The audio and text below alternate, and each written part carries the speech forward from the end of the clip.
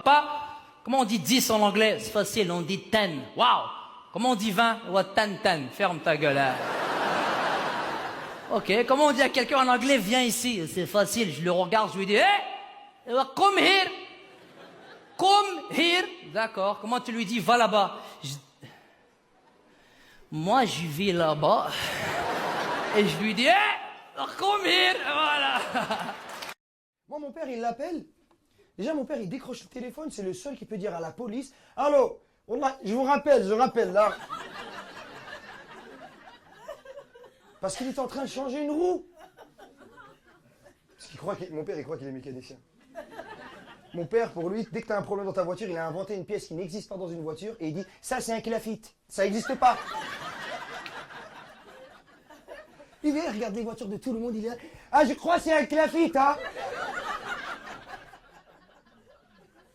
Quand mon père, il arrive au commissariat, c'est simple. Lui, il arrive, nos darons, c'est les seuls, ils viennent au commissariat en claquettes. T'entends les claquettes. Clac, clac, clac. Bonjour. Et là, j'entends mon père qui parle. Et mon père, il parle pas bien français. Et quand il est devant la police, il a une autre manière de parler. Ouais, je crois que mon père, il a cru qu'il était motard en Algérie.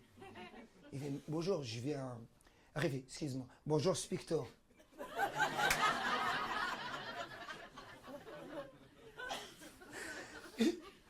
Il dit, ouais, je viens chercher l'autre. Il dit, c'est qui l'autre? Il dit, un grand salopard, il est là. Non, c'est génial, hein, les enfants, c'est une source d'inspiration parce que ils ont une manière de gérer le conflit, c'est trop bien. Tu sais, ils s'embrouillent et tu dis juste, oh, tu dis pardon, tu fais un bisou. Fin de la dispute. Et mon mec, parfois, il croit qu'on fonctionne encore comme ça. Parfois, vraiment, je lui fais un long monologue pour expliquer ce qui m'a saoulé dans ce qui s'est passé. Et lui, il me dit, bon, ok, allez, désolé. Et il se casse.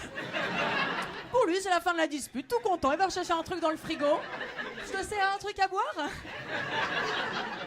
C'est la fin des disputes, il a pas tort. T'es pareil, non mais voilà. Mais tu sais pourquoi? Parce que moi j'ai remarqué dans le couple, il y en a toujours un qui a envie de communiquer. Et l'autre, il a juste envie que ça s'arrête. Voilà. Le problème, c'est qu'il suffit pas de dire désolé bêtement. Parce qu'effectivement, c'est la fin de la dispute, mais c'est le début d'une autre. Désolé, pourquoi? Alors? Et là, on voit dans vos yeux le vide. Et qu'est-ce qu'elle a dit ces 10 dernières minutes, putain?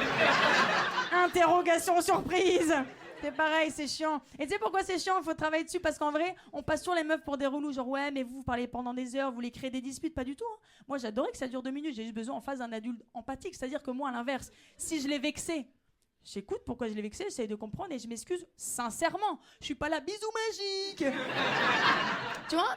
Mais ça, du coup, on passe toujours pour les relous. Alors que pas du tout. Et en même temps, je le prends pas personnellement parce qu'à nouveau, moi, je pense que c'est dans l'éducation. C'est-à-dire que moi, je vois mon mec avec ses potes. C'est pareil, mettre des mots sur les émotions, gna gna, c'est mort. La dernière fois, je l'ai vu, il était avec son meilleur pote. Hein. Il dit, mais non. Donc elle t'attèche comme ça au bout de 6 ans. Ah ouais. Chaud.